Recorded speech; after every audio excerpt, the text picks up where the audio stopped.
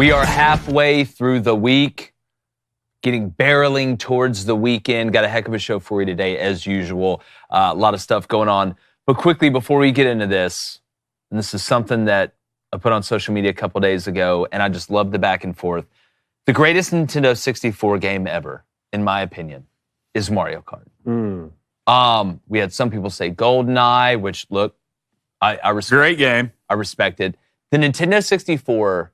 even with all the new Xbox and PlayStation, I'm super excited about the new game that's coming out, the college football game. The Nintendo 64 still may be my favorite system. You remember you have to take the thing out, blow on it, put it back in. What was your favorite Nintendo 64 game? NES. You're just 1,000. Nintendo 1. I'm sorry. I was not bad. I was getting out of video games when N64 was It's not bad. Any of the Mario games are phenomenal. But I was a big Zelda guy. Really? So I just never really got into Zelda. Like the Zelda on Nintendo 64, I'm pretty sure is one of the top 3 most played Nintendo 64 games ever. Well, like Zelda for Super, didn't they? They had Zelda for like everything. Yeah. They had Zelda for everything. But I remember like Mario Golf went super hard. Yeah. Mario Tennis, extremely dope. I mean, and then Mario Kart was my favorite. I mean, we've even got Mario Kart hooked up at the house right now. Mario Kart's probably the best one. It really is. Who did you use? I used Toad. Koopa Troopa. What Yoshi. Yoshi? I respect it. Mm-hmm. Toad just Tokyo drifting like in Mario World. We want to know what was your favorite Nintendo 64 game? We break down the top quarterbacks in the Big 12. We're going to give you a list. Mike Gundy makes some interesting comments on driving while intoxicated, and EA released their list of the top 100 players in the new college football video game. I'm Jake Crane, and we're going to win Wednesday here at Crane & Company.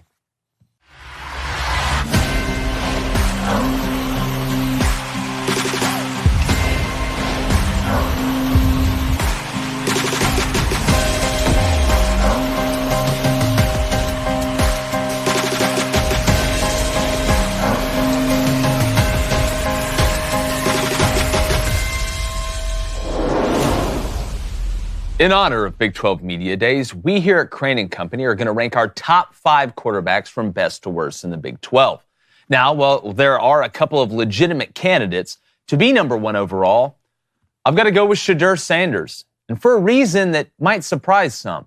Now, he's most likely going to be most people's number 1 because of his ability to make all the throws, his nuance as a passer, and his Houdini-like escapability inside and outside of the pocket. And all of that is true.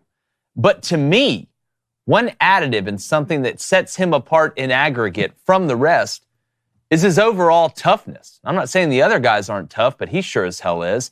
And you did hear that right. Now, I get that he's big into fashion. He even went to Milan for Fashion Week, and some people may think that makes him a little soft, but the tape doesn't lie. I've been watching it again all day today. Last year, he was the most sacked quarterback in the FBS.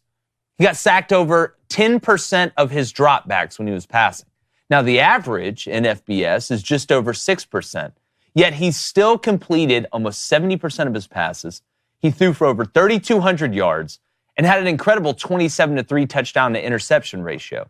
Now, what else stands out to me, however, despite being under more pressure than a dyslexic at a spelling bee, is that he stayed in the pocket and would deliver the pill while getting hit so many times I couldn't even count them after a while.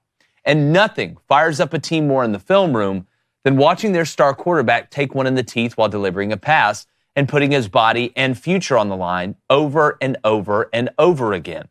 In fact, one of the first things that coaches look at when they're recruiting a QB is to see if they're man enough to bite the bullet just to get the ball off. It's a measurement of toughness at the position. Now, do I like the way he leads sometimes off the field, like on social media? I don't.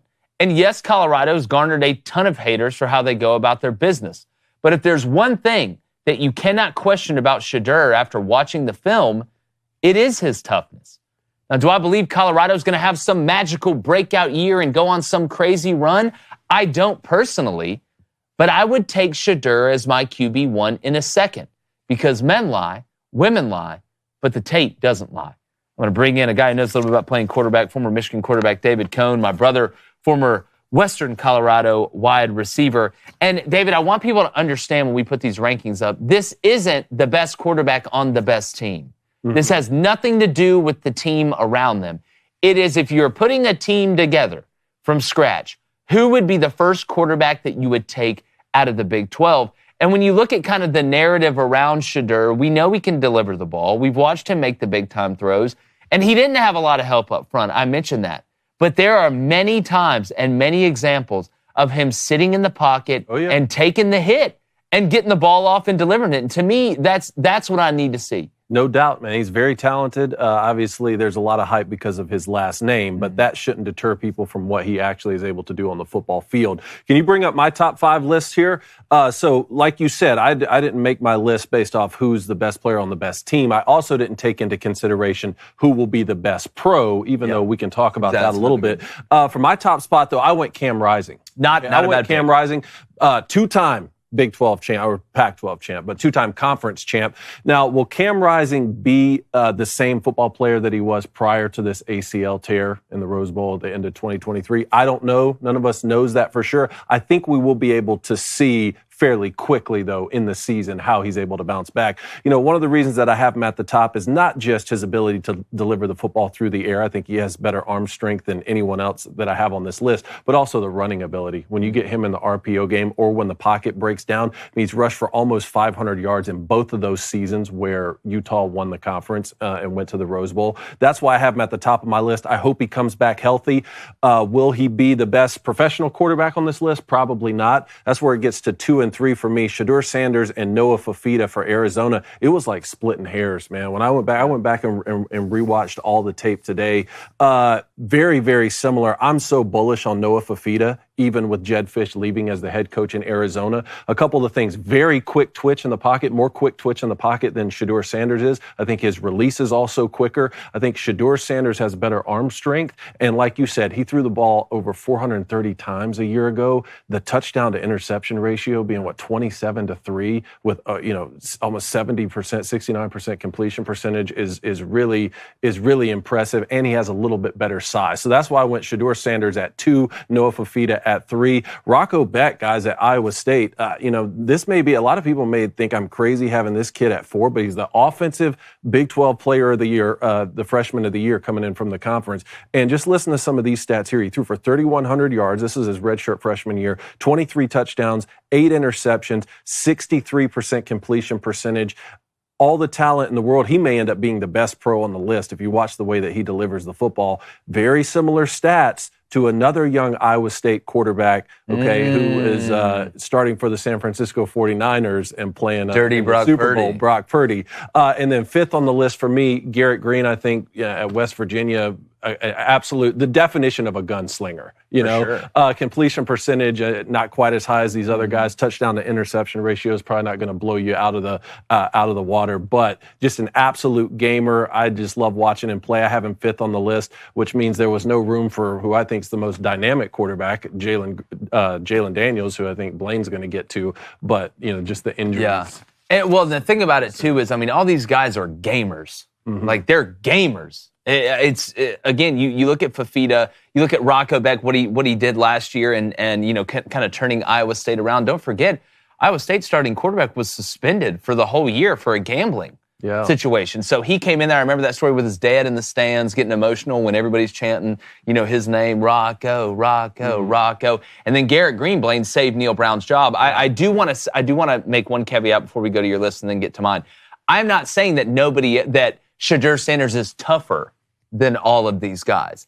I am saying that I think Shedeur Sanders is the best passer, the most natural passer, the best when it comes to extending the play inside and outside the pocket, and he can run, and that toughness element puts it over the top. Because if I thought he was a soft ass, I wouldn't have him on this list. If I thought he was, pretty boy Malloy and just wanted to look cute, because we know a lot of quarterbacks like that. They want to look good on Instagram. They're going to look good throwing 7-on-7, but they get in the game and people start running at them, and it changes. They turn into the fat goalie off the big green that just sees like the werewolves running at him every time. I love when we bring up Jared Stidham on the show. That's always great. Let's go ahead and bring up my list. Number 1, I have Jalen Daniels. Jalen Daniels is not a thinker. All right, Jalen Daniels is a driver. That's what he does. And I know he's injured and he's had 6.5 games he's averaged each season, but he's played 9 games. I think he's the best runner as a quarterback in the Big 12. You see what this kid can be. I watched him throw for over 500 passing yards against Arkansas and score 3 rushing touchdowns. If this kid can stay healthy,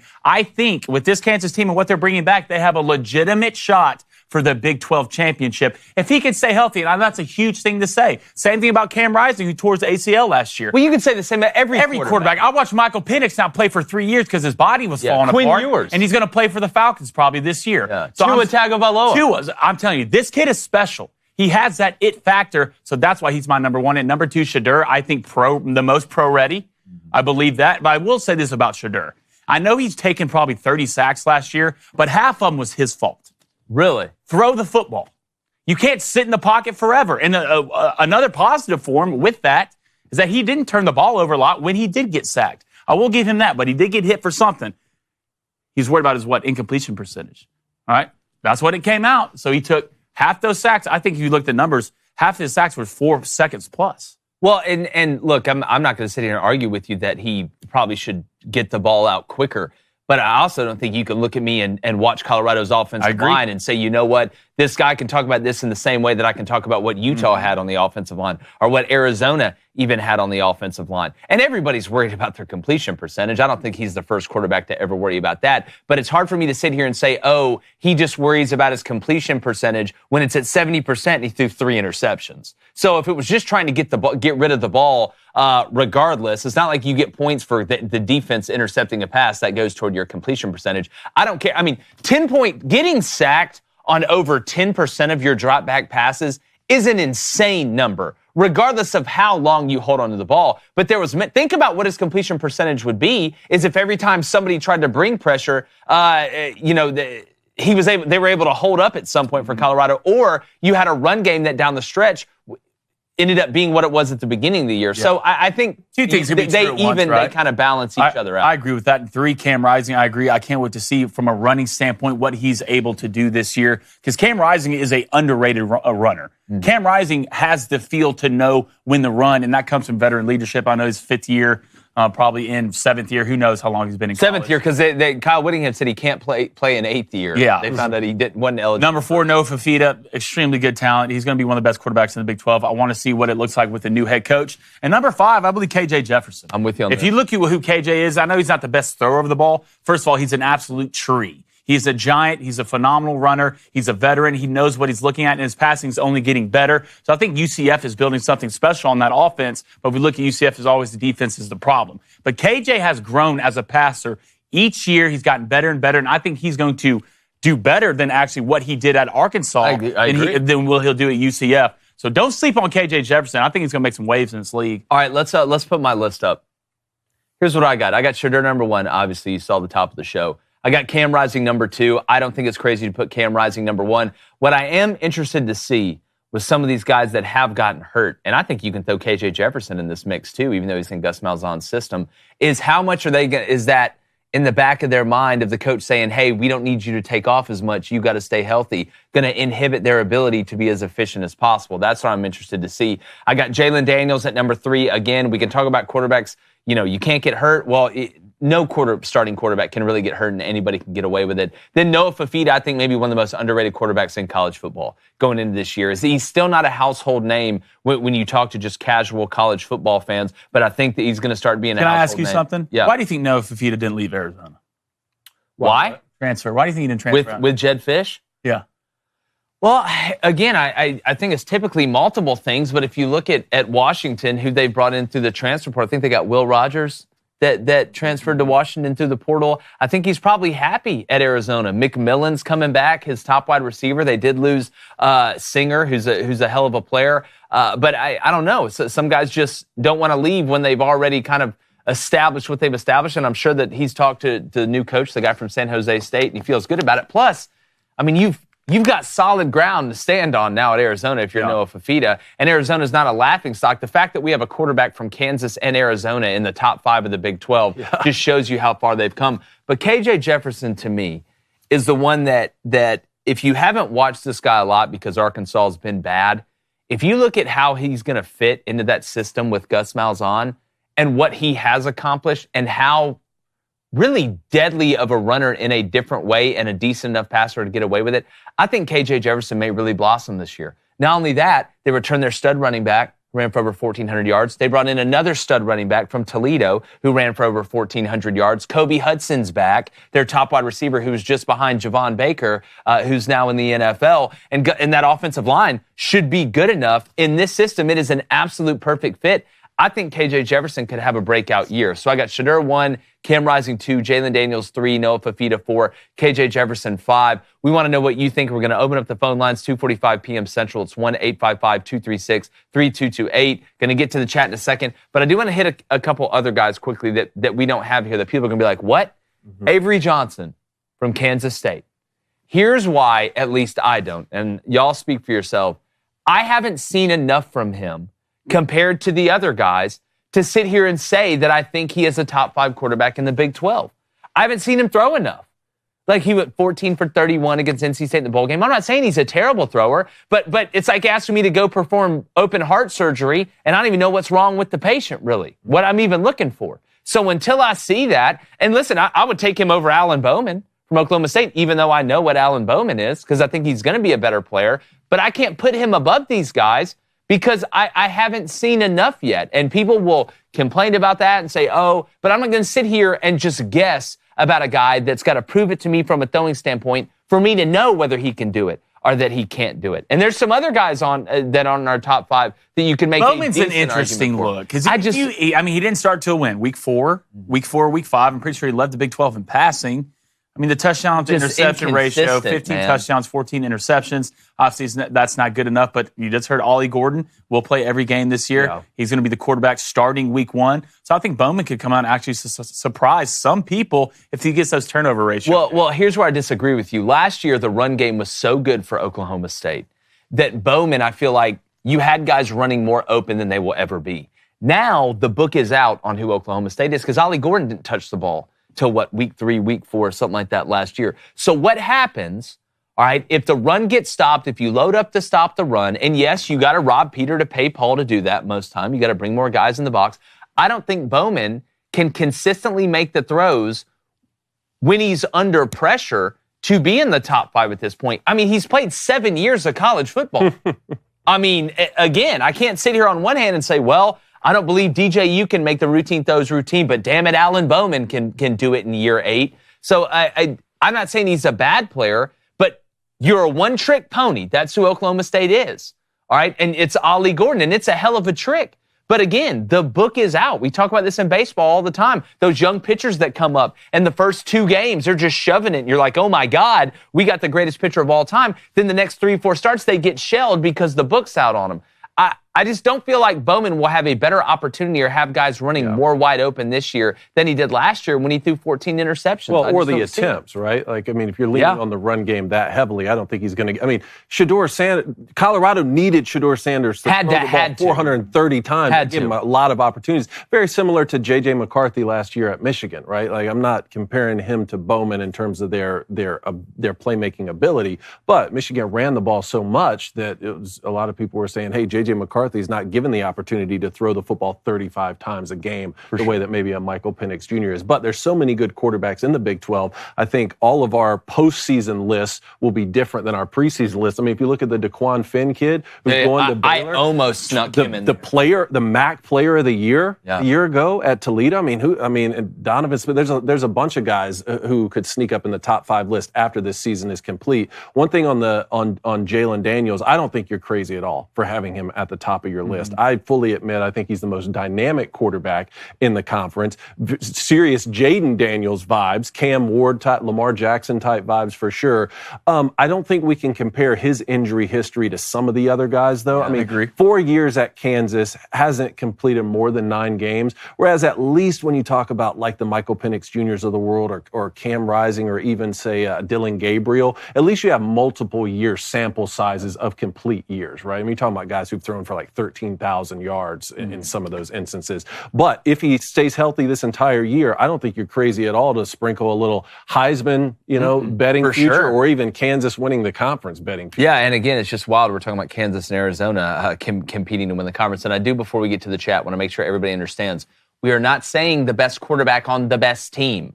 Right? If we were doing that, I would have put Cam Rising number 1 because of what I think about Utah. And look, we haven't talked about Baron Morton from Texas Tech either. Like, Baron Morton tore it apart last year. He's a guy that I think could really, really rise. We're going to put out our full rankings from all 16 teams. The Big 12 has 16 teams, but it's not the best quarterback on the best team. This is starting a team from scratch. Which quarterback of the Big 12 would you look at and say, I want this guy first, I want this guy second, I want this guy third, I want this guy fourth, I want this guy fifth? So, because again, on social media, it'll be misconstrued 1,000 times. But before we get to the chat, if you did want to sprinkle some money on Jalen Daniels for Heisman, if you did want to sprinkle some money on Cam Rising for Heisman, or project where Shedeur Sanders is going to go in the draft, there's only one sportsbook or place to do it, and that's betonline.ag. And I'll give you a couple reasons. One, the odds are always fantastic, and they literally have odds on everything, not just sports. I mean, on legitimately everything you can have odds on, they have it. Number two, it's really, really easy to navigate the website. It's easy to find what you want to bet on. It's when you have that many options, sometimes they get convoluted. It doesn't get convoluted at betonline.ag. And then the payouts. It's easy. It's fast. They give you a variety of ways to get paid out, and you don't have to worry about it. They get express. However you want it, they can give it to you. So go to betonline.ag to place your bets today. And if you use promo code BOOSTER, that's BOOSTER, you get a 50% sign-up bonus of up to $250. That's betonline.ag. Use promo code BOOSTER, BOOSTER. BetOnline, where the options are endless, and so is the fun. All right, how pissed is the chat?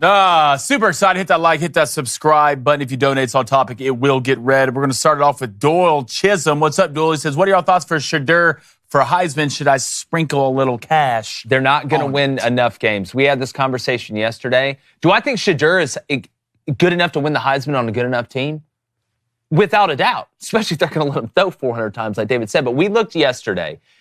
RG3, they won 9 games. They won 10 with the bowl game. 10 with the bowl game. But if we're talking about regular season, I don't think you can win 8 or less games and win the Heisman. I just don't think so. Even at quarterback. Right? You look at Jaden Daniels last year. They went 9-3 at LSU, put up crazy numbers. He won the Heisman. I don't believe Colorado, and I've said this a million times. I think Travis Hunter, incredible NFL player. Shedeur Sanders, hell of a player. Are they going to be better up front this year than they were last year? Yes, but you got a couple problems. You were so bad up front last year, being a little bit better ain't going to save you. You don't have enough depth. And while you do have some nice ads at the skill position, it starts and it ends up front. I'm more worried about Colorado's defense than their offense, because what happens when you play a team like K-State? What happens when you play a team that's like Oklahoma State that is going to line up and run it down your throat and make you like it? With the new clock rules, you're taking possessions away from the offense because the clock doesn't stop on any first down outside of under 2 minutes going into halftime or at the end of the game. I don't think it's a Shedeur problem. I think it's a Colorado on the line of scrimmage problem. I don't think they win more than 4 games this year. I really don't believe that. This is from Heisman.com. No Heisman winner has played for a team with 4 or more losses since 1969. Yeah. Only one player, Paul Hornung, won the Heisman while playing on a team with a losing record. It's not going to happen. So I think you would be wasting your money, not because Shedeur isn't good enough, but because Colorado isn't good enough and deep enough up front to be able to win enough games to put him in that position. The real question becomes, if they do win 6 games, let's say they get bowl eligible, and he balls out, which he's going to have to for them to get bowl eligible, could he possibly get an invite and not win it? That's about as close as I think you're possibly going to get. But I don't even think they'd give you an invite if you're 6-6. All right, let's go to Bo. What's up, Bo? If they punish Spencer Rattler in the draft for being questionable on TV, do you think Shedeur Sanders will receive similar treatment? Not as much. I think you may get some of it. I think Shedeur's sitting in a much different position than Spencer as a guy that's going to go top 5 in his position group. I don't think Spencer was ever rated as highly as Shedeur's going to be rated coming out in this draft. So maybe a little bit. Could it knock him down a tad? Possibly, but I don't think so. And look, I'm rooting for Spencer Rattler. I ain't seen a guy turn around his mental like Spencer Rattler did in a long time. Really, I'll give you another example, and this on the golf course. I think Bryson DeChambeau did the same thing, kind of. And now I'm rooting for Bryson. The hat. Now I'm rooting for Spencer. With Bryson, it was the hat. So I hope he goes down to the Saints and tears it up. But no, I don't think Shedeur will get knocked as much as Spencer did. All right, let's go to Joe C. What's up, Joe? This is my top 5. Number 1, he has Daniels. 2, Sanders. 3, Rising. 4, Fafita. 5, Bowman. God, you had me until Bowman. You just, again, we watched all the tape on these guys. And Bowman can make some throws. I'm not saying the man's paraplegic or that he's just an absolute, problem and they need to run the triple option. I just don't, because again, you have a pretty big sample size with this guy after last year, right? Ollie Gordon took the world by storm. Oklahoma State, Gundy kind of flipped the script on how he plays. It would take Bowman to take such a big jump to get into that top 5. I think he could do the opposite of Shedeur in Colorado. I think he could have bad numbers. Oklahoma State win 11 games. So I think Bowman top 5 is a really big stretch. I wouldn't put Bowman in front of Garrett Green. I wouldn't put Bowman in front of Rocco Beck. Man, I wouldn't put watch that kid Rocco Beck's tape. No, he's got the name too. I really believe that. Young. I wouldn't put him in front of KJ. I wouldn't put him in front of Donovan Smith, who's a guy from Houston who's still got to prove it, right? I don't think he saw it very good last year. But you talk about body type, prototype, arm strength, and he did make some nuanced throws. I just don't think he sees it very well. Donovan Smith, if you ask any NFL scout, they are very, very high on his potential. Because if you look at the way he is built and the way he operates, he has a chance to be really special, but he's got to do it on the field. I mean, it's a little bit like Drew Aller. I mean, Drew Aller hits checks all the boxes when you look at him at Penn State, except consistency on the field. All right, let's go to Andrew. What's up, Andrew? He says, Utah and KSU in the championship. OSU gets one of those 2 spots if they beat one or the other. Thoughts? Talked about this yesterday. I mean, I don't think it's crazy at all to say Kansas State and Utah, he said. Mm-hmm. And I don't think Utah and Kansas State play each other during the regular season, do they? Who's that? Utah and Kansas State. All the schedules pulled up. You want Utah? Yeah. Utah. They may go on. I know they play Oklahoma. Does not play Kansas State. They play Oklahoma State on the road, correct? They go to Oklahoma State. They play at Oklahoma State. At UCF the last game of the year, I believe. Yep. Okay. And at Colorado. I don't think that's crazy at all. We talked about the scenario yesterday of, what if you have an 11-1 Utah playing a 10-2 Kansas State, and Oklahoma State finishes the season 10-2, and Utah beats Kansas State to make Kansas State 10-3, and then you got to look at Kansas State versus Oklahoma State. Now, real quickly, does Kansas State play Oklahoma State? You want Kansas State? Yeah. Yes, they play Oklahoma State at home. At home. So what if Kansas State loses to Utah in the conference championship, but beat Oklahoma State during the regular season? Kansas State's 10-3, Oklahoma State's 10-2. That's going to be an interesting deal for the committee on this new 12-team playoff. Y'all know where I stand, but that's something we hit. Listen to these away games for Iowa State. At Iowa, tough. Week 2, by the way, non-conference matchup. At Houston, at West Virginia, at Kansas, and at Utah. Oh, that's brutal. God, which fan's going to try and fight Matt Campbell week 4 to get them going? All right, one more, then we're going to move on. All right, let's go to Son of Yahweh, JG. What's up, dude? He says, that's some crazy talk y'all are saying about Colorado. I'm thinking minimum 8 wins. Minimum 8 wins.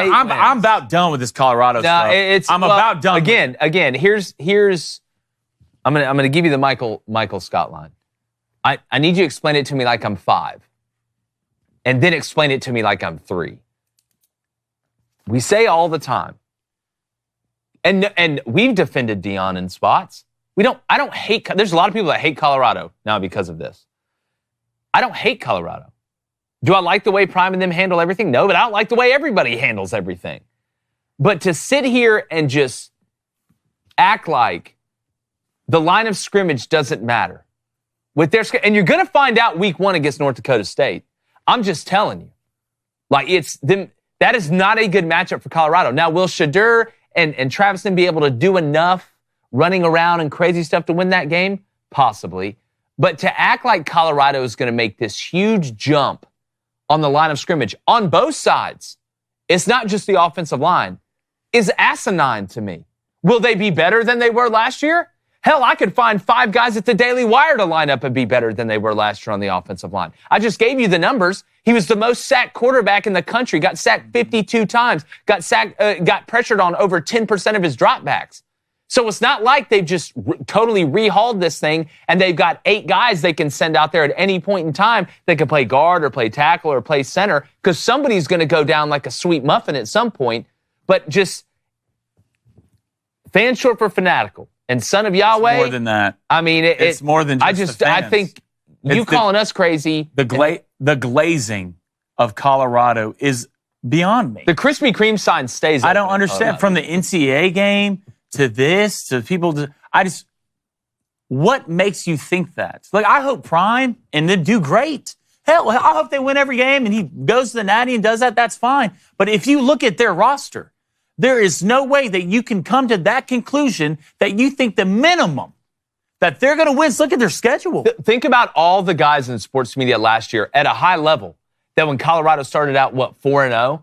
Oh, they're going to make the playoff. They're going to make the playoff. And then Oregon showed up. Guess what they did? Literally. The difference. Just beat them to death. Beat them to death. Look at their schedule this year. There's no magical medicine that is going to fix that. They got drowned in a puddle of water by Dan Lanning and them, who Oregon's really good. But then what happened the rest of the year? The only reason they beat Nebraska is because Jeff Sims' ass couldn't catch a snap. Couldn't catch a snap. So, again, at the end of the day, we can sit here and glaze them all you want. And I like Shedeur and I like Travis. I think they're going to be great NFL players. Colorado, they're not making a bowl. I don't think they're making a bowl game. You know, if I'm wrong, I'll be the first one to admit I'm wrong. But all right, let's move on. Well, that's a good segue to EA Sports Top 100 Players list. Beautiful. We were talking about that coming out.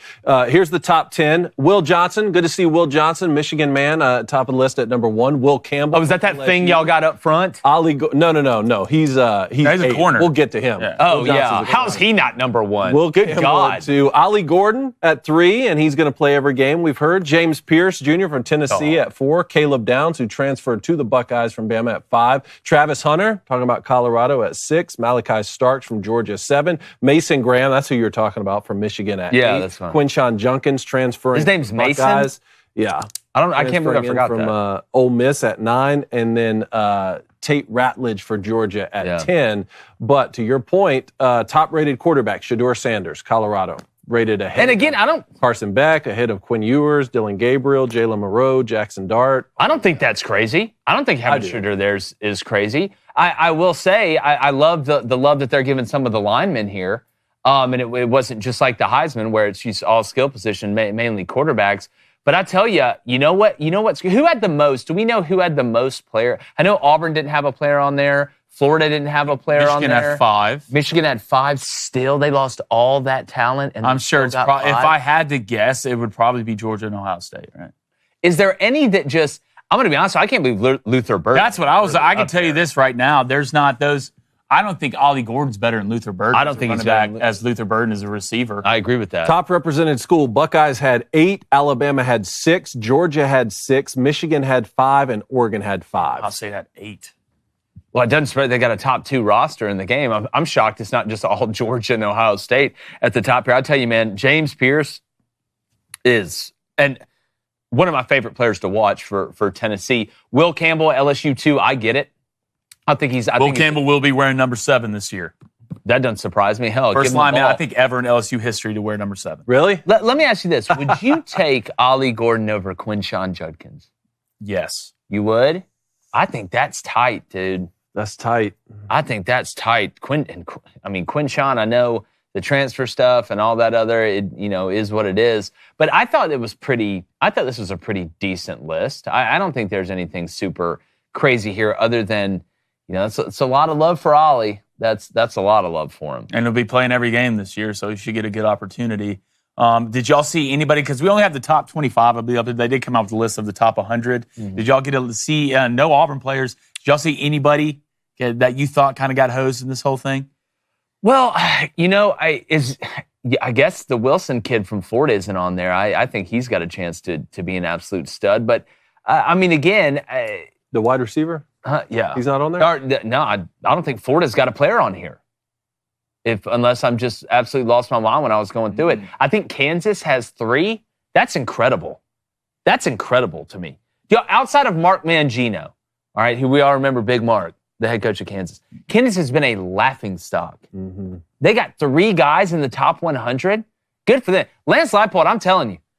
Look, as a guy from Auburn, I'm glad Bama didn't hire that cat. DeBoer's a hell of a coach. He's a great coach. I'm glad they didn't hire him. I think he's going to get... I wonder how long he's going to be at Kansas. I really wonder that, because I think pound for pound, Lance Leipold's about as good as there is out there, especially now that Saban's gone. But we want to know what you think. Who is the biggest snub from the top 100? I know it's tough when you have 100 players. But, man, the game's coming out next week, right, Blaine? Oh, buddy, I can't wait. And if you're listening, all right, yeah, I don't care. It doesn't matter who you are, what you do. I don't care if you're the president or you work at Subway. You come get this smoke. You come get this work, buddy. You're not going to come close. All these sports guys, Josh Pate, J.D. McHale, all these guys, come see what the real thing looks like. Wow. Hey, I'll say, you know, Blaine's like the Colorado of this. Boy, no, I'm not. Video. No, Prime? Hold on. I'm talking about gassing yourself up. Prime's like, you know where to find me. Y'all know we ain't afraid of nobody. And look, I love it. I've seen you play. Crane, am I wrong? Me and you at one point were ranked 175th in the nation. No, listen. You can get it. Look, these hands are rated E for everyone. Like, anybody can come get it. We're going to find out. That's the best part. Find out. All right. Find out. Next one up here, Kawhi Leonard is not playing in the Olympics. Is that what you said? He's not playing. They're replacing him with Derek White. These poor cats got to play against these guys. Like, oh, guys, guess what? Kawhi's out. Now they're just going to send Derek White. Like, look who's on our team. We should win every game by 50. Every game. So why is he sitting, though? Because the Clippers were like, well, our organization is more important than America. Well, I mean, let's be honest, all right? If this was soccer and he was like Pulisic, like, you got to play. But look who else is on the team. All right. Like, this is one I can kind of understand where they're like, Kawhi, your injury history is crazy. Maybe since we're going to beat the crap out of everybody, you may just want to sit this. My thing is this. Derek White, great player. We know that. But what did we just watch yesterday and talk about? Cooper Flagg? Put Cooper Flagg's ass in there. I don't know. Derek White's pretty good, too. Yeah, I just watched Cooper Flagg, who's 13, ball on Anthony Davis. Yeah, no, Cooper Flagg's, his time's coming. Why not? We're not going to run out of guys. Maybe Caitlin Clark can be on the men's team since the women Send me. I'll put my picture of Lady Ballers on Twitter. Yeah, we're not afraid. All right, next one up here. Joe Burrow has some advice for Roger Goodell on how to fix the Pro Bowl. I believe him. Do we have this clip pulled up here? So if he says when the NFL inevitably goes to an 18-game season, there should be 2 bye weeks, and have one of those bye weeks where every team takes off the same week, put the Pro Bowl in the middle of the season, just like the All-Star break for Major League Baseball. This would push the Super Bowl back to the day before President's Day, giving everyone the day off after the Super Bowl. You had me at give the day off after Super Bowl. I don't care what you could have said anything before that. And that being the caveat at the end, I would take. We've said this a million times. The fact that we play the Super Bowl on a Sunday and you got to go to work on a Monday. The fact that we play the College Football National Championship game on a Monday and you got to go to work on Tuesday. I think it's some crazy sigh up there just seeing if we're going to revolt or not. Like, if this was old France, we'd already stormed Versailles and burned that thing down. For the Pro Bowl, though, it doesn't seem like a scheduling conflict why the ratings have plummeted for that, right? It's a mentality. Like, I don't want to hit anymore. Take away the Pro Bowl. It is, but he says Pro Bowl festivities. So, exactly. So like the flag game and like the stuff no one cares about. I mean, but like, we're really, to me, like, basketball's one thing. And people get hurt in basketball. I'm not saying it's not a physical sport. It is a physical sport. Baseball, guys get hurt in baseball, but I feel like the quote-unquote all-star game, which is what the Pro Bowl is, it's a little bit different in football. It is. And so I don't mind them doing something different and having fun with it. I don't need to see another football game. But again, having said all that, holiday after the Super Bowl, I'm in. Michael Scott again, hey, I'm in. See, immediately I'm thinking now, if you did that and the entire NFL took off one Sunday for their bye week, could college football move a primetime game to that Sunday like they do at the first week of the year, and then we live stream it? See, now you're making it even better, Dave. Now you're making it even better. That hamster wheel's running up there, brother. It's like, what did Coach Red Bayou say? His dad said, what's better than one crawfish dinner? 16 crawfish. Old Yellow. Last one up here to react to. Did you know a hot dog at an Oakland A's game is now cheaper than the ticket to see the game? Shut So up. the hot dog. No, it's hot dog, $8.39, and the cheapest ticket to see the team play is $6. First of all, I'm God, paying $8 for a dog. well. $8. You want to know why you're paying $8 for a dog? Because you're paying $6 to see the game. That is incredible. Yeah, what do you Has that think ever happened before? My dad used to take me up to Braves games and get dollar tickets. If you showed up 3 hours in advance, you could see the game for $1 and you could sit. Yeah, and the hot dogs were 25 cents, though. I was trying to remember. I mean, this was late 90s, early 2000s. Like, how much could a hot dog have been? So That's wild. Dude, I also saw something else. You see Jennifer Lopez had to, cancel her tour because she had $8 tickets to go to the first concert and, nobody showed up. really? Dude. J-Lo's falling off. Yeah, which, shouldn't look bad. It's just, hot dogs are more than the A's tickets. J-Lo can't get somebody to go to a concert. What's going on? But right now, you can save on Good Ranchers meat like never before. And we love Good Ranchers. These hot dogs, if they made them, which they don't, they only make good American-sourced meat, they'd be worth more than $8 because they're fantastic. They're the number one place to get 100% American meat this summer. You can celebrate the sweet taste of freedom, all right, with savory meats conveniently delivered right to your door, all born, raised, and made right here in the USA. So whether you're hosting that backyard barbecue, maybe that poolside party, or that beach bonfire, Good Ranchers has you covered. They got beef, chicken, pork, wild-caught seafood, and right now, all right, if you subscribe to any of Good Ranchers boxes, which they're all fantastic, you get $100 off. And this, I need everybody to pay attention to me right now. You get $100 off plus free American Wagyu burgers for a year. Wow. Wagyu. Okay. Free Wagyu burgers. Everybody panic, but don't panic. Our listeners, they can get this special offer by right now or whenever you pull over on the side of the road because you want this Wagyu. You head to goodranchers.com, use our code BOOSTER, BOOSTER. It's more than just a great deal. It's a chance to celebrate America by supporting American family farms and enjoying the highest quality American meat. All you got to do to claim the offer, like I said, is go to goodranchers.com, subscribe to one of their many custom curated boxes filled with 100% American beef, chicken, pork, or wild-cut seafood. Use that code BOOSTER at checkout to get your $100 off and free American Wagyu burgers for a year. If you need any other reason to support Good Ranchers, which you shouldn't unless you're insane, they're not only amazing partners of the show, but they support Paralyzed Veterans of America, too. Every order saves American farms and supports American vets. GoodRanchers.com with promo code BOOSTER. Good Ranchers. It's a great deal. You're nuts if you don't go get one. I don't know how else to help you guys. Do it now. All right, speaking about nuts, it's Wednesday, David. And we all know. There's a segment on Wednesday. And you got something because somebody said some nut stuff. So let's get to it, old man. David Cohn. Who's G'ing off your L slowly but fastly today? Oh, Mike Gundy needs to get off my lawn. I'm drunk. I never thought it would come to this. Mike Gundy is one of my favorite football coaches in America, but man, he didn't do himself any favors at Big 12 Media Days. As we discussed earlier in the week, Oklahoma State star running back Ollie Gordon was recently arrested for driving while intoxicated. Yet he handled himself well in front of the media. It was his coach, rather, who made headlines with this statement. Please play this clip. So I looked it up on my phone. What would be the legal limit? Like in Oklahoma is 0.08 and Ollie was 0.1. So I looked it up and it was based on body weight. Not to get into the legal side of it, but I thought really 2 or 3 beers or 4. I'm not justifying what Ollie did. I'm telling you what decision I made. Well, I thought I've probably done that 1,000 times in my life. And I, it's just fine. So I got lucky.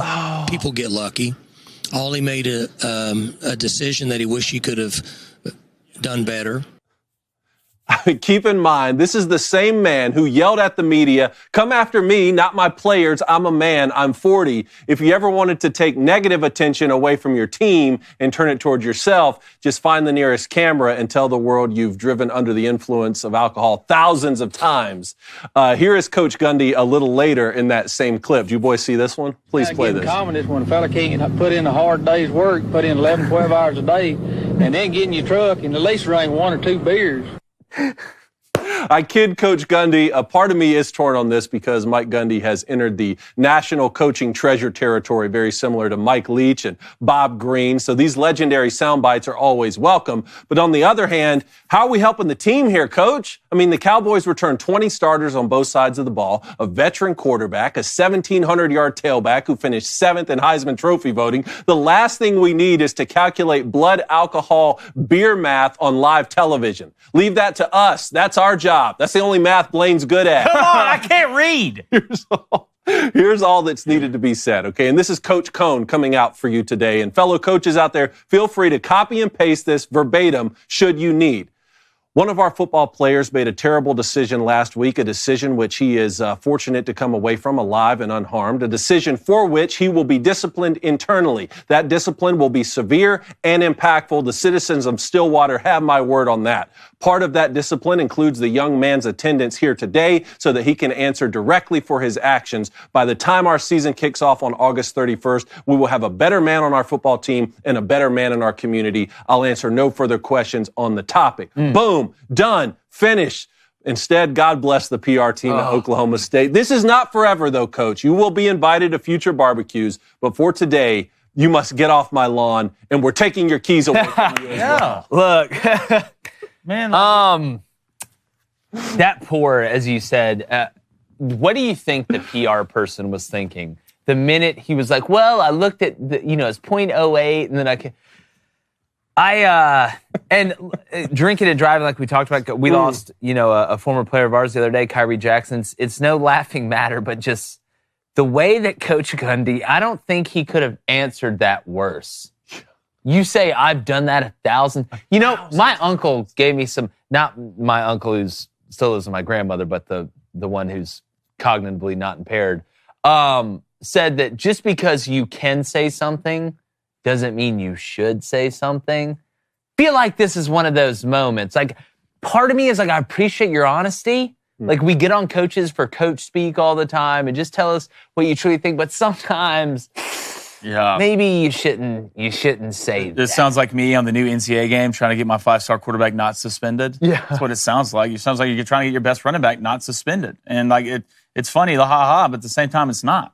You're like, dog, we just pulled up the top 100 list of the NCAA and they got you at 3, brother. You're about to make a lot of money. And you're doing this? You're doing this stuff? Like what he said, I had coach a kid who's got buried who I loved. I loved at 3 a.m. because someone thought this was funny. It's not. Yeah. Grow up. It 1,000 times. 1,000 times. And look, again, it's. I hope Ollie Gordon learns from it. He'll be better for it. And thinking about it, I am glad they sent him to media day. David, they could have told him, hey, we're not sending you to media day. That's going to be the punishment. But who would have thought, like in that PR team, they're like, all right, we've prepped Ollie on what to say, all the players what to say. Nothing can go wrong. And then it's the head coach that says it. Like, you got, goodness gracious, dude. You got Jamie Lannister. Like, he stabbed the king in the back when he turned around. The king stabbed himself in the back. But, all right, we're going to get the phone lines here in 1 second. I want to get back to the chat. Let's go to Caleb Richker. What's up, Caleb, with a $5 donation. Nebraska fan here. I'm hyped for the Huskers season this year. I think their ceiling is 11-1 and then losing in the Big Ten championship. What do y'all think? Okay, we're going to get to Big Ten eventually when Big Ten Media Days hits. I'm glad Nebraska, I know Nebraska fans always have hope, but I think there's legitimate hope. I think Matt Rule's the ultimate builder. He's going into year 2. I think the roster's better. I think the Raiola kid at quarterback is going to be nice, especially down the road. He's got we always say you got a new young quarterback. You got to be a surfer as a fan, right? You got to ride the ups and the downs, ride the wave. 11-1 is the ceiling. Woo! That's going to be tough. I'd be excited. I'm not saying don't be excited. You should be more excited than you've been in a long time. I think you may be a little bit too excited right there. All right, let's go to Rye. What's up, Rye? He says, how is that Baker Mayfield got a worse punishment for grabbing his crotch than Ollie Gordon got for drunk driving? I mean, it's a valid argument. And again, I just wonder, here's what I would say. Because my thing when I was coaching was I wanted to treat every guy the same. Right? You try and treat everybody the same. If this was a 4th-string linebacker, you think he'd be suspended? Probably be cut. Feels right? a walk-on. If this wasn't your only hope, let's be honest, Ollie Gordon is Oklahoma State's main hope. I know they returned, like you said, 20 guys. But it just goes to show, rules for thee and not for me. I mean, it just depends on where you're at with most coaches. And again, missing game time is not the only way to punish a kid, because that's months away, right? Like he'd probably rather miss a half of a game rather than some physical punishment like we talked about yesterday, running the stadium or whatever, that you could put him through for the next 7 weeks. Again, I don't know. I hope that it gets handled internally. The ultimate goal is not for a kid to be absent on the field. It's for him to learn from his mistakes and to not put his community in danger again. Well, what's the best thing that you could possibly do for him not to do that? I don't know. Every kid's different. And you need to establish those rules beforehand too, right? Not come up with them as a coach after, depending on how good the player is who transgressed. Well, too, I mean, God, how much job security does Mike Gundy have? What would Mike Gundy have to do to get fired? I don't know. Now, like, Nick Saban could say it. Okay. Kirby Smart could say it. But he wouldn't. And Mike Gundy's, he is Oklahoma State. The only guy more Oklahoma State than Mike Gundy's T. Boone Pickens, and he ain't alive anymore. So that's the first thing I thought when he said Let's go to Joey. What's up, Joey? Gundy suspended Justin Blackman and kicked Tyreek Hill off the team. Ollie not being suspended is the negative effects of NIL money. I don't... You know your worth now. I don't think that's crazy. I think that's something about NIL that not enough people have talked about. We've talked about on this show before. You've not that the players have you hostage, but, I mean, now you're going to pay this guy not to play? Like, that's why, again, in these NIL contracts, what I'm hoping as the ball of clay gets molded is that in these contracts, there needs to be language that if you do something detrimental, right, or you get arrested or this, and there may be some already in some, I'm sure there probably are, but for the top guys, being able to not only have, hey, there's incentives in here, but also, if you get in trouble, you are agreeing to this suspension and the money taken away. Like there's got to be some sort of structural system that does that. I mean, we've got to get to that point. All right, let's go to Jimmy. Timmy, what's up, dude? He says, at what point does Joe Burrow just run for office? Because best believe he has my vote. Well, if Joe Burrow and Paul Skeens both ran for president, if it was Burrow, Skeens, 2024, I'd vote for him. I already said, if you can throw a 100-mile-per-hour fastball and you're dating Libby Dunn or Kate Upton, I'll vote for you. It's a Justin Verlander effect. Yeah, I'll vote for you, 100%. Look, there's some things that just that transform through mediums, and that's one of them. But, all right, David, you ready? All right, let's get to some call-ins. Let's go to Keaton in Omaha. Keaton, talk to us. How you doing today, guys? What's up? Yeah, man. All right, so I have a question about conference realignment. A lot of my Twitter feed today has been saying that Florida State and Clemson are not going to get an offer from the Big Ten or the SEC, and it's looking like they will eventually go to the Big 12 with some other ACC schools.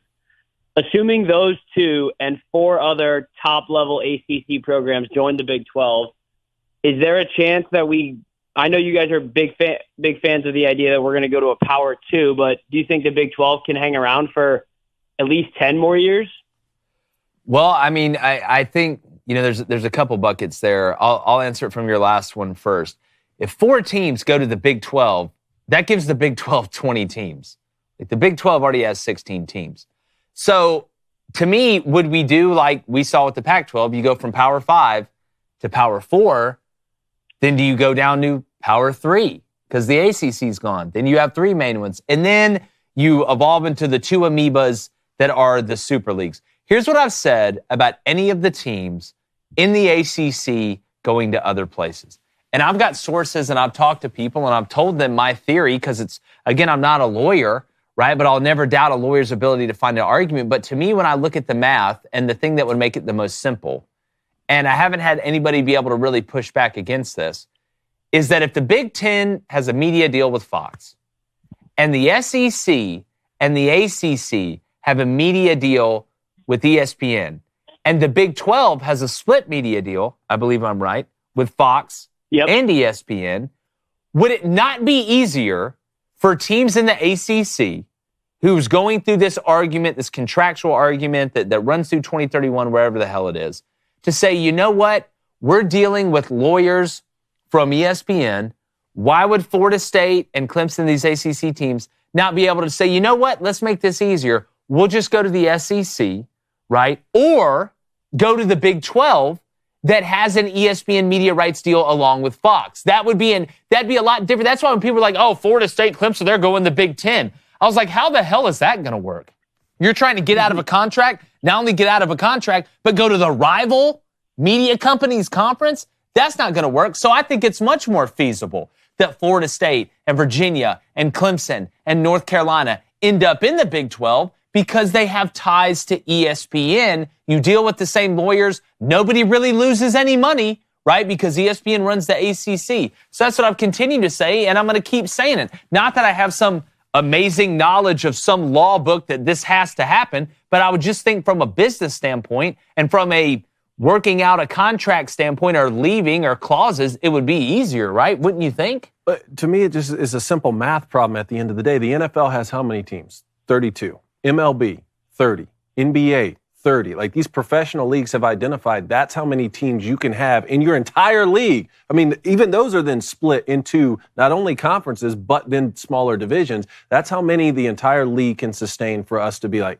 max profitability and you know, have parity across the league, essentially. Well, there's 134 college football teams, right? And that's just talking about college football, not even all of the other athletics. So at some point, the conferences, yeah, like you can keep adding teams. You can have a 20-team conference or a 24-team conference, but like there's too many teams to legitimately have a true winner at the end unless you do what? Break it down into smaller components, divisions, which we've just gotten rid of just now for the first time in all of these conferences. So it's like, well, what's the point in continuing to add all these? You're just going to come up with different names for what we already had, which is conferences. Yeah.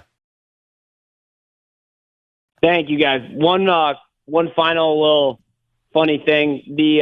Apparently Arizona and then the K-State Wildcats are fighting over the hand signal for the Cats. And I just think that's hilarious. Really? K-State and who? Fighting over the... Because they're both, so, like, I'm a K-State fan. So, like, we do the Power Cat is what we call it. I don't know what those guys call it down there. But I believe we have the right to it as we were here first. And that's my question. Who established the mascot as the Wildcats first? That's who I default to. Was it K-State? I don't know. Who's winning in the series? Or was it Arizona? Nah, I think you got to go back to who started it first, right? Look, you invented Twizzlers. You invented Twizzlers, dog. You got it. You came here first. It's just like we see the cereal in the aisle, right? They're like, hey, we got Cocoa Puffs. But then you got that off-brand, Cocoa Circles. Neither of them, because who started? Who was the first one? That's what I'm saying. That's my whole neither of them probably. It's like Georgia State trying to steal no. from Georgia Southern. Kansas stand for it. Yeah, Kansas State and Arizona are in the same conference. So they're the only two ones that are going to be fighting over that in that conference. Once it gets outside the conference, then we can have that conversation. But until, like, is Kentucky like, no, we want that, and, like Villanova's like, no, we want that for basketball. That's a totally different situation. But to me, it's whoever was the Wildcats first. Appreciate it, Keaton. That would be K-State, yep. There you go. Congrats, Keaton. Let's go to David in Tampa. David, talk to us. Tampa, Kenny!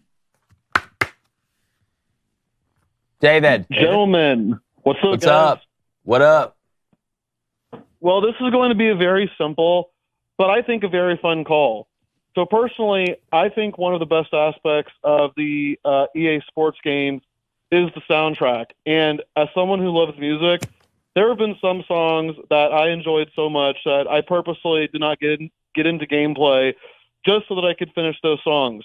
So, gentlemen, to all three of you, which EA Sports game, whether it's a Madden or a FIFA or one of the NCAA football games, whatever, which EA Sports game has your favorite soundtrack? I would really like to know. This is the easiest question anybody's ever asked me. It's the college football game. You want to know why? Because the soundtrack I remember on the college football game is the songs from the band. Yeah. It's again, you got Notre Dame's, you got USC's, you got Michigan's. I mean, that to me gets me hype. If we're going to go outside of school songs, I think you got to go FIFA. I don't know if you've played. Say Rocket League, just say. No, you ever played SSX Tricky? That snowboarding game back in the day? If people who have played this game, first of all, phenomenal game. If you haven't played it, game. That soundtrack is top tier number 1, and it's not close. I would put 2, I'd put FIFA 14. Okay. FIFA 14 soundtrack, elite, and then I go Rocket League. Rocket League. It gets to the point now where I play Rocket League, I turn all the music down on the, all the game sounds down, you hear the engine stuff, and you just play the music. That's how good that What is. about FIFA 14 is better than all the most recent FIFAs? No, the soundtrack. But I meant, what about the sound? There's different songs. Oh. It's the way, the vibe of the songs. Gotcha. It's just funner to play. Yeah, the new FIFA one's just Ukraine's Oh, is it? Yeah. over and over again. The propaganda's taking Yeah. over. David, what about you? Nice. Well, guys, there's a lot of EA Sports games that have a lot of good soundtracks, but for me, the one that I always go back to is the soundtrack from Madden 2003 with songs like Fine Again by Seether, Party Hard by Andrew WK. It's a nostalgia factor, but that's just, when I think of sports soundtracks, guys, Madden 2003 is what I always go back to. You can't go wrong with that. Hey, David, y'all going to beat Miami week 1 or what? I hope so, man. I hope so. And listen, I know you guys are going to talk about this on a future show, but I will say this. If we lose to Miami week 1, I'm not saying I'm going to jump on the Fire Billy train, but I will be a lot more open to it than I ever was before. I'll say that. God, there's a lot of that going on here. Sounds like you're coming around home. the country. Yeah, look, and again, I'm rooting for Billy. I hope he good. figures it out. And look, they may beat Miami week 1. It's in the swamp, but that game, I think, is going to be I think Billy has to win it. I think Billy has to win it because the negative effect that will come out of a loss at home to Miami week 1 with all the talk that's gone on, I think that's going to permeate through the rest of the season. And you still got, and I'm not even talking about the SEC, UCF, Florida State. I mean, God, it's. I feel like they got to win that one or Billy's gone.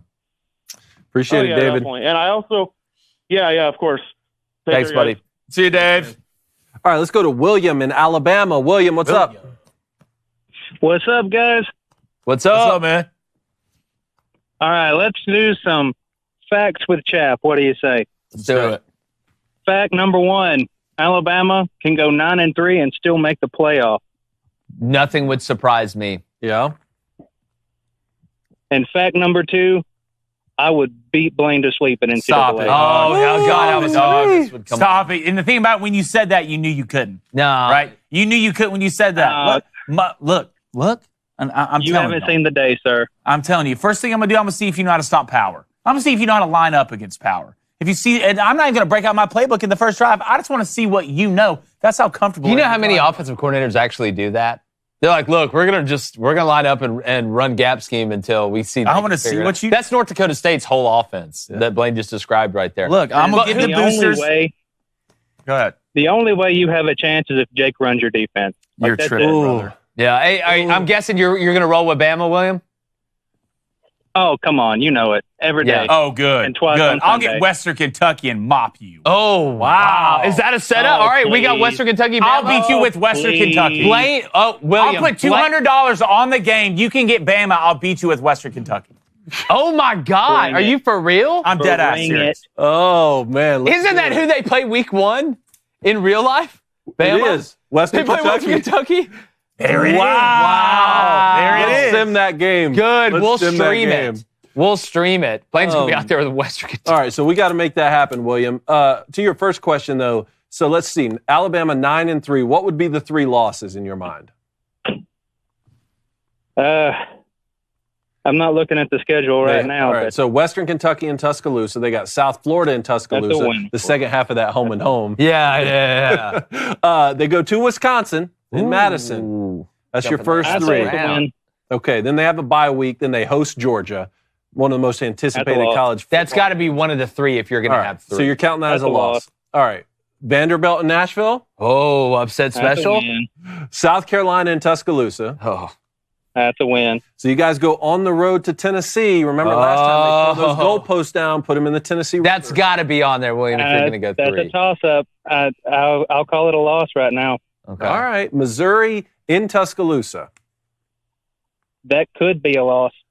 Missouri, it's coming off. There's no bye week in between there, right? Second bye week. No, Second bye bye week. week in They always between? take their bye week before LSU, and you get them in Baton Rouge. I think we own LSU. Give me a win there. Mercer win. Oklahoma in Norman. That's a fun one. I forget. That's a fun one. Give me a win there. All right, and then Big the Joe, Iron Big Joe. Bowl is in Tuscaloosa. Yeah, I wonder where you're going to pick on that one, William. It's got to be a win. It's got to be a win, right? You couldn't stop a 4th and 31. Like, So come on. Georgia, Tennessee, and Missouri right now for you. Now I hope you win, bud. That's what I'm seeing. All right. Yeah, they can make the playoffs. We'll see. All right, yeah, William, great call. Well, just be ready, dog. All right, hey, that one's You be ready. Don't tell me. Born, Jason I wake Bourne. up ready. Jason sir. Bourne. Jason Bourne ready. After all this talk, he He can't said I'm lose. Jason Bourne I'm ready. Jason Bourne ready. Great call, man. Thanks, William. Thanks, buddy. All right, let's go to Jimmy in Kansas. Jimmy, what's up? Singer. What's up? What's What's up? up, Jimmy? Yeah, Kansas is kind of boring, not going to lie. Let's I agree see. with that. I was going to ask you guys. Who are your teams that you think can win the World Series? Ooh, can win the World Series. I think Dodgers. Or Well, Yankees. they got all the best players. I know one team that can't. That's the New York Yankees. Why you say that? They're cursed. You know why they're cursed? Because they went after, they tried to eat their own. Yeah. After I gave you a compliment, the only negative thing I said was y'all need to do more at the trade deadline to win a World Series. And what did y'all not do? Highlight video going in the playoffs. I'll Until never the forget Yankees that. apologize to me, Aaron Boone, to me, y'all ain't going to win nothing. What, y'all lost last 16 of 18? The plague's coming, brother. Is that what it is? They 16 lost of 18? 18? The plague's coming. And they're There's only one still- way out. Hey. Yeah, I'm just waiting to see the Phillies fall off. So So here are the division Ryan leaders Gates. right now. I mean, if they've lost 16 of 18, the Yankees are still only 3 back of the Orioles right now. Orioles could be a fun Orioles are a postseason problem. team. Cleveland is leading in the Central. Not gonna win it. Twins 5.5 game back. Mariners leading the West right now. I love the Houston's 2 games back. Rangers are 5.5 games back. Look at the Astros. As Look bad at as them. they I started, know. here they come, just Phillies- banging on them trash cans and keeping their hands back. Philly's still 7.5 games up on the Braves, man. Nah, they'll fall apart. Brewers 4 games up on the Cardinals. Cardinals fighting back strong, and then Dodgers 7.5 games up on the Padres. I mean, I think you'd be crazy not to say the Dodgers, obviously, especially with Shohei and all the freaks they got on that team. You know what? Give me the Mariners, dog.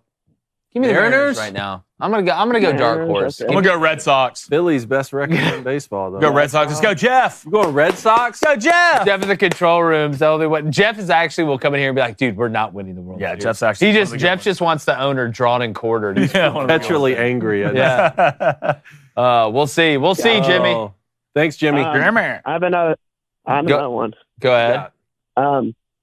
So are you guys pre-ordering the college football game? God, does a bear shit in the woods? Yeah. And do you think the Bronny James situation is like Arch Manning? That's what I said yesterday. It's a lot more like that than it is the Tebow comparison we saw a couple days ago. But Arch hadn't had a chance to really show his stuff in college, so I don't want to. Bronny had his chance, right? And he averaged like 5 points a game. So I think it's kind of a standalone right now. But if I had to compare it to something, it'd be way more Arch than it would Tebow. Yeah, I still believe OU's going 11-1. Look, dude, I love it. Believe it. Who y'all listen to? Yeah. Auburn week 5. If you go 11, why say it? The go undefeated. Yeah, say 12-0. Dog. Why 11-1? You're 12-0 Well, that way if they lose the game early, you can still that ride hope. it. I get it. I like I what get it. Jimmy's doing. It's a mental mind game. Great call, Jim. Thanks, Jimmy. Appreciate it, Jimmy. Thanks, man. All right, let's go to Kirk in Canada. Kirk, what's up? Hey, gentlemen, how are you today?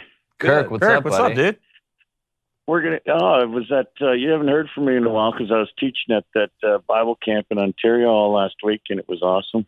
Good, Congrats, man. man. Good. Did you take my advice? It was awesome. I forget what it was now. Yeah, I but probably shouldn't say it again. we're gonna go since I haven't called in a while. We'll go rapid fire here, so I get all 3 or 4 things in. Number 1, you're having a baby girl. I couldn't possibly be happier for you, Jake. Dude, That I'm was so awesome. pumped, Kirky. Like I said, I just hope I hope she looks like my wife. It's weird now, like we used to not know what the gender of the baby was, so like the baby didn't have a name, even though it's still not born yet. But now I'll come home and be like, hey, Reed, hey, Viola. It's just so different. Even the dogs are confused. Well, that's awesome, man. You're in for the time of your life. Number 2, I'm talking to a guest host of the Matt Walsh Show. What? Yeah. Tony. Awesome. Thank you, man. Number 3, still no merch back, Blaine. Yeah, Kirk. What is going on? Okay. Said he's You know ready what? to It's just, nail me one himself, he says. it's just, I work for a multi-million-dollar company. You know what, Kirk? I'll do it. I'll go get the merch, Kirk. I'll go grab it wherever the hell it is. All right, I'll go grab it. I'll package it, and I'll go to the store. We should have been there. I just thought people were going to do their job. You know No, what? Blaine, you said you were going to do it. I thought people were going to do my their job jobs. for me. You know You what? said you were going to do it. You know what this is like? This is like that festival, that fire festival that they said, they're like, hey, come to this awesome festival. It's going to be awesome. All these people paid all this money and they showed up and all they had was like a ripped tent. And, like a cheese sandwich and that a wasn't. cheese sandwich that like wasn't Okay. even cooked. That's what Blaine, I'm done playing around. I'm done playing around. Oh, he's done playing around. Now Kirk. he's for hey, real. guys, he's Hey, done y'all playing around. shut up for a second, please. He's Kirk, done playing around. Kirk, DM me on X what merch you exactly want, and I'm going to go get it after this show, dog. After no, I don't want to hear nothing from him. He already forgot. I don't want to hear nothing from him. He already forgot. I'll go get it after this show. Yeah, You said in the bet it was going to be you anyway. You better get it before the video game comes out, because then there is no. No, I'll go after the show. I'll get fired over it, Kirk. There is no. I'll get fired over it. That's awesome. Yeah, well, everybody in the Booster Club has been saying it for a couple weeks now, so I'm glad to hear it. Yeah, trust me, I know. Yeah, people showed up at Blaine's house with signs. Last but not least, I'm wondering if you guys heard who ended up winning the gold medal for that under-20 football world championship there. Yeah, we heard about it. Kirk, don't piss us off. Yeah, Canada. Kirk. At least we beat y'all in hockey, I guess. Kirk, Right. don't piss us off, dog. I just had to get. It's not every day a Canadian can talk trash. That is true. That's true. That is true. It's That's just, true. man, it just sucks what happened on soccer yesterday. That was tough. Anyway, love the show, guys. Keep it Hey, coming. Kirk, And we look forward to appreciate you, that buddy. next. We appreciate All you, right. man. You know we love you, buddy. Our Thanks, Canadian Kirk. neighbor up there. All right, that's it for call-ins. All right, let's get to the chat. All right, let's go to a $10 donation from Jason Smith. What's up, Jason? What are our thoughts about the Kansas kids with K-State? Avery Johnson, Dylan Edwards, and DJ Giddens. That would be a fun fan T-shirt all behind center. It's going to be scary for defenses. It is, and I think talking about from a potential standpoint, Avery, if this was if we took just the potential of the newcomers, like the true newcomers, because again, Avery played, in some spot-up duty, and they were beating the hell out of some teams, and then he, again, played against NC State in the bowl game, a game they won. I think he had like 70 yards on 70 carries. If he can throw the ball just good enough with what Kansas State has added with Dylan, speaking of Colorado, with what they have up front and the way Kleiman coaches and their identity, Kansas State is going to be elite. They will be elite. They have a very good chance to win the Big 12, maybe even win a playoff game. But until I see Avery Johnson, and it's not his fault, he just hasn't thrown the amount of passes for me to be able to have a true sense of what he is able to do. And it's been a full off season. It's so different. And David, you can speak this more than anybody. It's so different when you can go through a full off season as the guy. Oh, yeah. As the quarterback. You're the one that's going and throwing with the guys during the offseason, building that chemistry, knowing who you have, having that confidence. And maybe he can make maybe he will make that jump. He's definitely young enough to still do it. So if I'm a Kansas State fan, I'm excited for two reasons. One, your head coach, you're always going to have a physical football team. And number two, I think you're one ingredient in the recipe away, and that's Avery Johnson being able to throw the ball just well enough. Nobody's asking him to be Dan Marino or Drew Brees. You guys could be elite. I really think from a potential standpoint, I hope, and I'm excited for Avery and for Kansas State. Let me ask you guys this. If Will Howard were still at Kansas State, where would you have ranked him in your top list? I would have probably had him 5.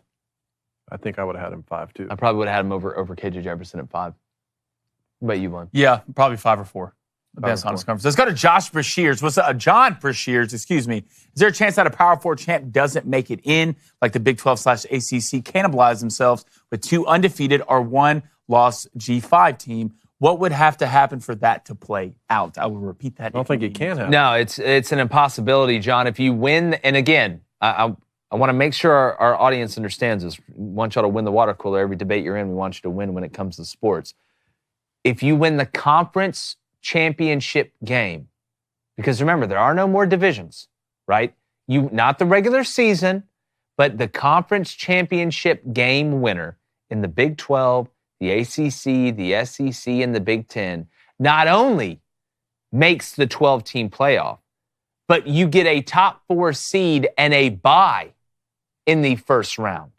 Okay, so there's no way that any of those Power 4 conferences cannot be represented in the college football playoff. Where the argument comes in and where the debate is going to be is, can the Big 12 and the ACC both get at least 2 teams in, I think, and maybe even possibly 3. And we've gone through those scenarios. But, John, there's no way that a Power 4 conference will not be represented in the playoff. Not only that, there's no way that they don't get a bye in the 12-team playoff.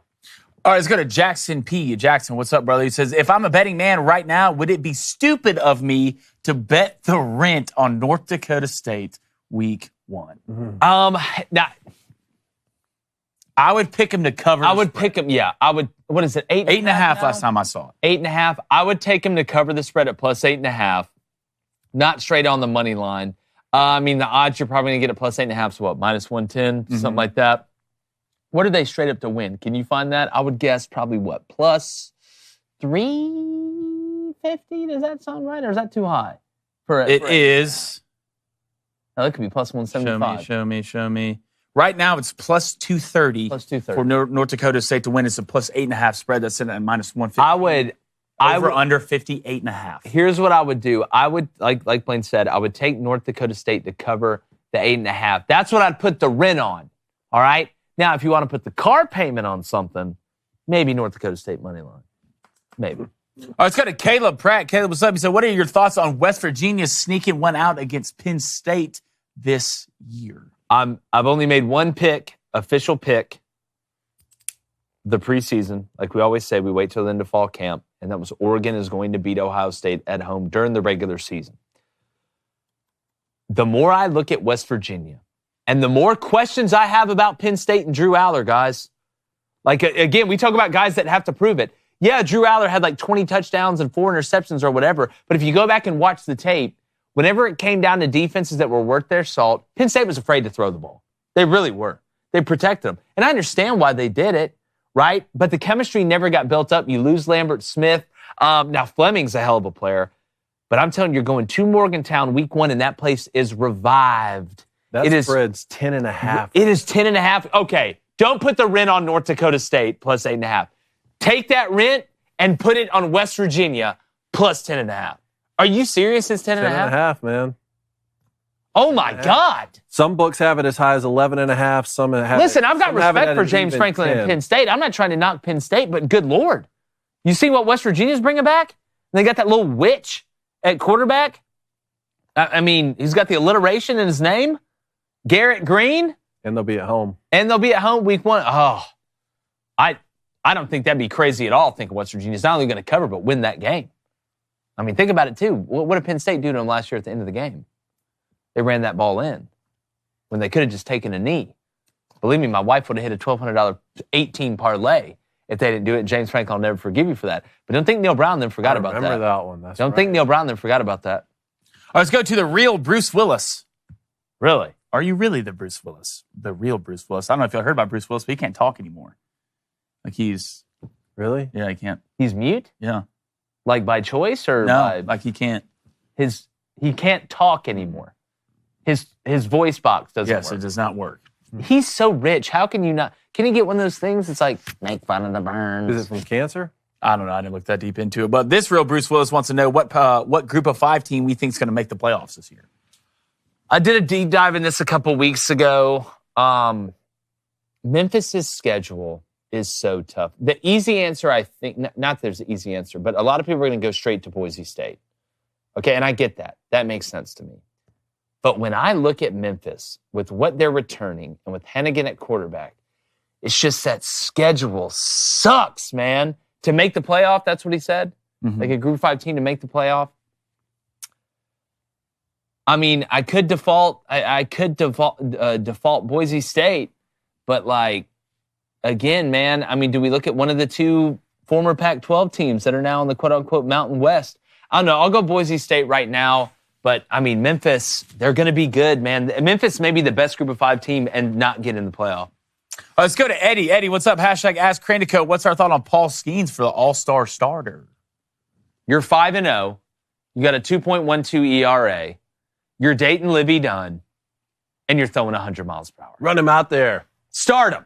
What do you mean? Out there. He's a star. He's a star. He's a star, Paul Skeens should start the All-Star game. All right, one more. All right, JC wants to know, is Cranico going to SEC Media Days now? Ha, ha, ha, ha, ha, ha. Yes. All right, one more. I lied. All right, let's go to KK. KK, what's up? A win the water cooler catchphrase throwback. Now we need the Booster Club, the greatest grassroots movement since... The greatest since Miracle Grow. There you go. Since lawns. Yeah, since lawns. Well, Cone's got one for you right now. All right. Bruce Willis, incommunicative due to frontotemporal dementia. No way. I knew I saw something on that. Talk. Sounds like it's been for a while now, too. What is wait, that means you just forget how to talk? I don't. I'm not even trying to be funny. Yeah. Because that sucks. Do you just forget how to talk if it's dementia? It's just cognitively the nerves, the synapses. I don't think anybody with dementia really remembers how it happened. Maybe we all have demencia. You ever think about that? It's the Matrix. All right. So, guys, I do want to say something. I'm really proud of everybody involved in the booster bets. Myself, you, my brother Blaine, David Cone, my friend / brother, and then your son. We're plus 34 units. Are we? Group so far. Good God. Plus 34 units. And it's not even football season. All right. So if you don't know, that's really, really, really, really, really good. Especially when 5 people are all taking different bets. So here's what we go with today. We're up big, bet soccer, right? That's what they say. Give me Colombia and Uruguay. Draw regular time. All right, somebody's got to win. It's the knockout stage. But at 90 minutes, they're going to be tied at plus 170. I hit my last one with Uruguay. It was plus 190. And then give me England to advance plus 175 against the Netherlands, who, by the way, the orange on black combo from the Netherlands is one of the most gasoline attires I've ever seen. The hoodie their coach was wearing their last game when they come back and won was one of the top 4 coolest hoodies I've ever seen. And I've got a baby blue Oilers hoodie. Yeah, you All right, so that's what I'm going with tonight. It's pretty sick. I think Baby Cone has England left over from yesterday, too. The Yurfie did not hit yesterday, unfortunately. Idiot. But we move forward, all right? I'm going to take Medvedev plus 4.5 games against Alcaraz here in Wimbledon. That's minus 105. Came through for you last time. Yes, it did. And he won outright. And then I'm going to take the Twins in game 1 money line, parlayed with the Orioles money line at plus 149. It's basically an anti-Chicago bet today. Playing White Sox. Okay. That's not bad. Twins game 1 and Orioles money line. I like it. All right, I'm just ready to bet first touchdowns. All right, give me that. We're going today. We're going Indians, Tigers. I don't know why we put Guardians out there at the Daily Wire. Let's figure it out. It's minus 136. That's a Nerfy. All right, then we're going Mariners, Padres. Nerfy minus 146. Let's start picking stuff back up. I'm starting to get pissed off. Yep. All right, here we go. Ace, what do you got? Cardinals, money line, minus 120. And the Rangers, money line, minus a dirty 130. All right, back to the chat. By the way, I like those shoes you got on, man. You like those? Yeah. I just grab a couple of donations here. $2 donations from Rhino. What's up? Over under 900 rushing yards for Garrett Green. God, what did he have last year? 712? Something like that. Give me over 800. I don't think he's going to get 900. I think he finishes with 835 rushing yards. I like that. $5 donation from the OSU fan. Ollie Gordon will win the Heisman. Does any of you 3 want to make a bet? Yes. I will bet you $100 Ollie Gordon does not win the Heisman. You want to know why? For 2 reasons. 1, nobody besides a quarterback is winning the Heisman for the next 10 years. It's just not going to happen. Okay, it's just not. And number 2, everybody knows that Ollie Gordon is the only thing that Oklahoma State really has on offense. So guess what defense coordinators are going to say? Guess what that scouting report is going to look like when you play Oklahoma State? You know what it's going to read? Stop Ollie Gordon, make Bowman throw, man. I'll bet you $100. Who is that? Let's write it down. Can we write it down back there? $100. All right, we'll do that. Let's go to a $5 donation from Booster Club Cards. You guys need to keep an eye on those Daily Wire security people. If they see what's in the package I sent you, you may never get to see the box. Was that Steve? I believe so. Steve said, "Hey, it's I believe it's what does that our mean? package is going through security. He sent us. Hey, Now like when I say those words together, when I say those words together, it does kind of get crazy. But I'm hoping it is what I think it is, and I'm hoping it's not what I hope it's not. I'm not opening that package. Yeah. David's going to open it. Let's go to a $2 donation from The Buff. Says, y'all see that Colorado signed a 5-star lineman coming in will make a big difference. Jordan Seaton, number 1, I think, offensive lineman plays tackle. That's great. Now, here's the problem. There's 4 other positions on the offensive line, and as a freshman, sometimes those guys hit early. Sometimes it takes a little bit of time, right? We watched Alabama sign 5-star offensive linemen that were young and struggle to block. Now, that is the SEC, but the Big 12 is no joke. Again, it is, and we say this about the quarterback position, we say this about other positions, it is the ultimate team sport. And when it comes down to offensive line, it's not just about your first 5. It's about your first 7, preferably 8. That's where I'm worried about Colorado. Somebody is going to get hurt, right? It's inevitable, especially up front where you're just bashing against each other the whole time. I'm worried about the depth. Not that they're not going to be better, right? But when it's horrific and then it gets a little bit better than horrific, it's still bad. So that's kind of where I'm at right now. All right, let's go to KT with the $2 donation. He says, Pokes going 12-0, got toothy casual. Got to. We'll see. All right, let's go to the last donation of the day. $5 donation from David's best friend. That is Humping Badger. If you donated today, thank you so much. Happy Humping Badger Wednesday to all my suckers and losers here in the Booster Club. David Cone, get off my lawn. # Go Badgers. # David Cone is a criminal. What a pervert. It is sad what you did to that Badger, David. No, it's not. The more I think about it, the more effed up it is. If you don't know what they're talking about, if you're just joining the show, we did a movie called Lady Ballers, which got like 90% on Rotten Tomatoes. Some comments out there. But if you haven't checked it out, you need to check it out on Daily Wire Plus. It's a lot of fun, and we play 3 men who go play against women in basketball, and David kidnapped a Badger match. What was that Badger humping? Yeah. Well, not you. Well, we'll see. All right, poll. He was the best quarterback in the Big 12. Shadur Sanders. Okay. Jalen Daniels. Mr. Cam Rising. And other. I'm going to say they said Cam Rising 38%. How about other 40%? Wow.